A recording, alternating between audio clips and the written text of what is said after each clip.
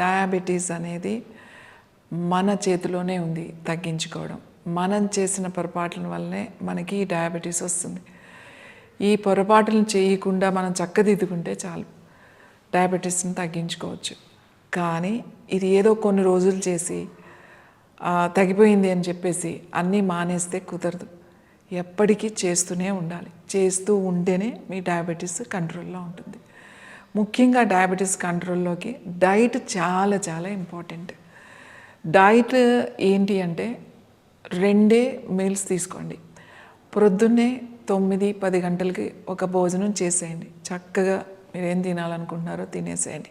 అన్నిటికన్నా తగ్గించాల్సింది ఏంటంటే నూనె, తర్వాత అన్నం ఇంతే తీసుకున్నారు అంటే ఒక బౌల్, కూరలు డబల్ ఎక్కువ తినండి. పచ్చడి, పప్పు, కూర, రసము, పెరుగు అన్నీ తినొచ్చు. తర్వాత మధ్యలో ఇంకేమీ తినకండి. ప్రతి గంటకి మంచినీళ్ళు తాగండి, పల్చటి మజ్జిగ తాగండి. మళ్ళీ సాయంకాలం 5 గంటలకి మీరు బ్రేక్ చేయండి. 5 to 6 మళ్ళీ మీకు ఇంకొక మీల్ అంటే డిన్నర్ టైం. 6 కల్లా మీ భోజనం అయిపోవాలి. సాయంకాలం తిన్నప్పుడు పొద్దున్న తిన్న అన్నం వద్దున తింటే రైస్, మళ్ళీ సాయంకాలం రైస్ తినకండి.